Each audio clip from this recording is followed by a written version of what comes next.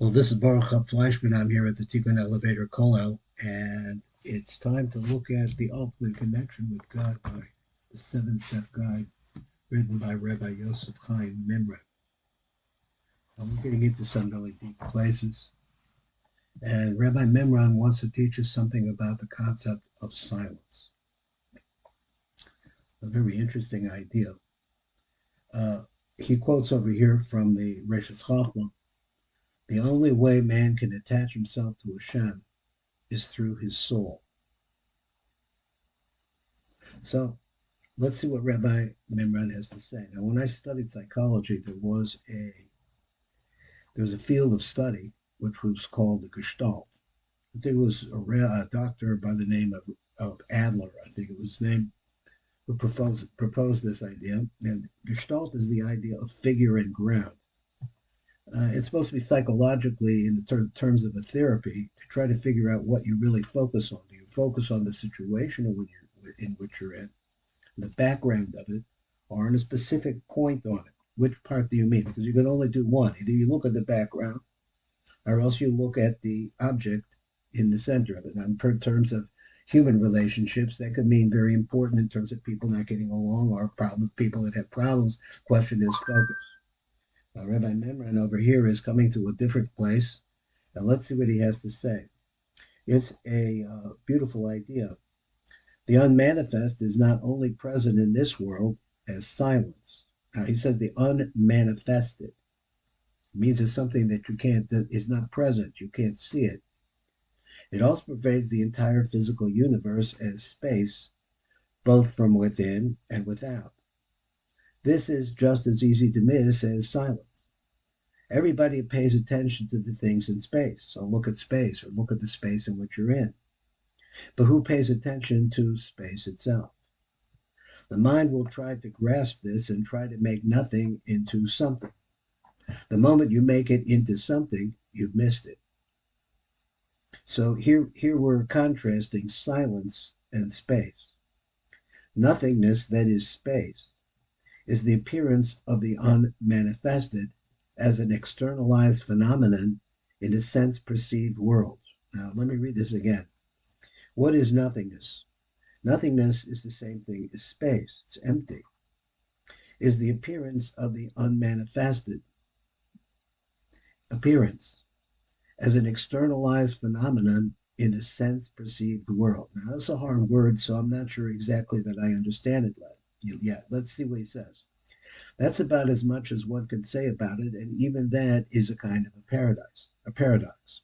So what we say like this is appearance of the unmanifest, and then something that doesn't appear. That's what he means. It doesn't appear as an externalized phenomenon in a sense perceived world. Now, I'm going to work on that. That's about as much as one can say about it, and even that is a kind of paradox. It cannot become an object of knowledge. So if you have, say, for example, you're going to know space, once you know it, it's no longer space. When scientists study space, they usually make it into something and thereby miss its essence entirely. Not surprisingly, the latest theory is that space really isn't empty at all. It is filled with some substance. Once you have a theory, it's not too hard to find evidence to substantiate it, at least until some other theory comes along. Nothing can only become a doorway into the spiritual realm for you if you don't try to grasp or understand it. Space has no existence. To exist literally means to stand out. So it has to be perceivable. But space is not perceivable. Now you have to think, and he gives us examples. You cannot understand space because it doesn't stand out. Although in itself it has no existence, it enables everything else to exist. So this is the concept of the Gestalt again. Since silence has no existence either, nor does the unmanifested. In other words, something which does not appear. So what happens if you withdraw attention from the objects in space and become aware of space itself? What's the essence of this room? The furniture, the pictures, and so on into the room, but they are not the room. Floor, walls, and ceiling define the boundary of the room, but they are not the room either. So, what is the essence of the room? Space, of course, empty space. There would be no room without it. Since space is nothing, we can say that what is not there is more important than what is there. So, because without it, without space, there's no figures. So, become aware of the space that is all around you. Don't think about it, feel it, pay attention to nothing. And so you do that.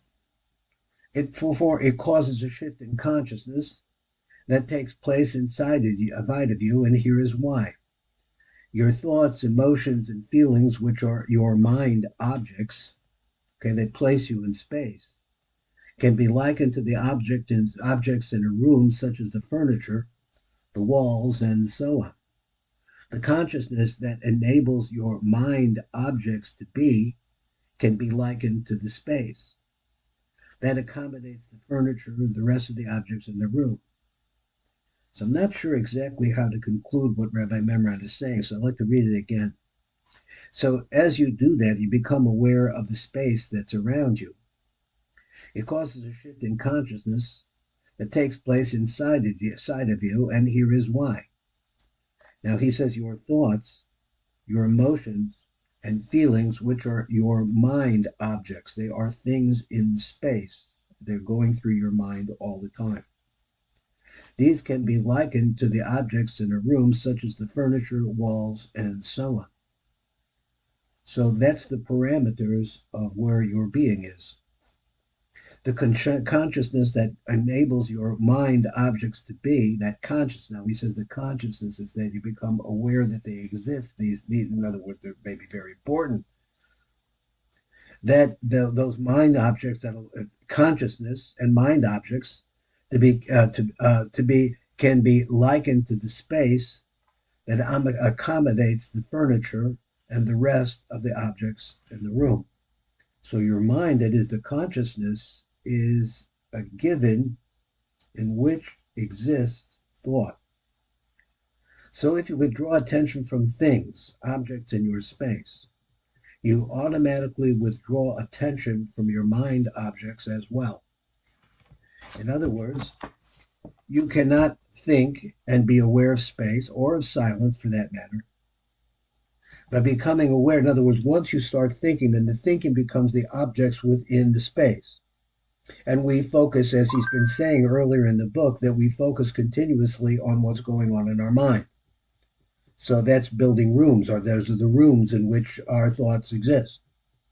By becoming aware of the empty space around you, you simultaneously become aware of the space of no mind. Because nothing's going on in nothing. This is a pure consciousness of the unmanifested. This is how the contemplation of space can become an opening into God's presence. In truth, space and silence are two aspects of the same thing, the same nothingness. They are an externalization of inner space and inner silence, which is stillness. Most humans are completely unconscious of this dimension. There is no inner space, no stillness. They know the world, or they think they do, but are missing the essence that allows it to exist. That without the ground, which he says is empty, there's no figure. That's Gestalt, figure, ground. So the ground here is empty. They are overlooking this sacred godly realm that we are discussing. They identify exclusively with their own physical and psychological form, unconscious of essence. Since everything in this world is perishable, including humans, they live in fear. This fear causes a deep misperception of themselves and of other humans, a distortion in their vision of the world. So we don't see the ground, we only have the figures. As one can by now see, We were only trying to give pointers to show you how you can bring the dimension of spirituality into your life. One should not try to understand it since there is nothing to understand. It's nothing. It's not possible to understand nothingness. So here he's saying, I think in just a few words, that you can't have something without nothing. Something exists, it's called the manifested, that which you can see or perceive, only because of the background in which it exists. The last blurb that Rabbi Mimran says, let me bring down a little bit closer, we can see it better. He says, nothing can only become a doorway into the spiritual realm for you if you don't try to grasp or understand it. It's like an awareness. This is Baruch Fleischman, Tikkun Elevator Kollel. We're listening to Rabbi Mimran's book, The Ultimate Connection with God.